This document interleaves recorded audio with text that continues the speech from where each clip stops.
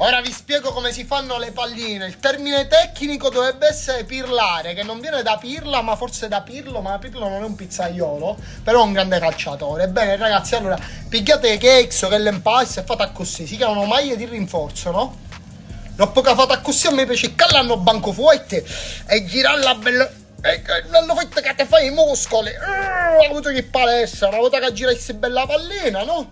La pigli e chi si è fatta la rete, siamo con belle chiuse ed è pronta chi sta a diventare pizza. Poi fra un giorno prenderà la sua forma, schiacciare, ci metto un pomodoro e chi sa la pizza. Molti oggi dicono che è un lavoro che il pizzaiolo si nasce, è l'arte e cose. Non è bello un cazzo, piccette, vai senti che pratica su tutte malattie ripeti chi sia la verità e chi sa. E devono atteggiarsi pure con minchiate. Lavoro molto bello, anche abbastanza diciamo alla portata.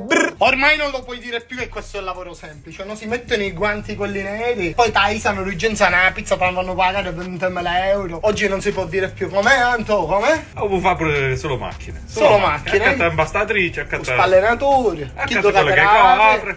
Fatta la pizza. E bene ussisso, e bene pure buono sì, 100 pecci, Anto pecci. Ormai con padre tutto è pieno Angela. Fanno anticchiare pizza su tutti i caillo cacco. Non sa perché che minchia pizza inventare.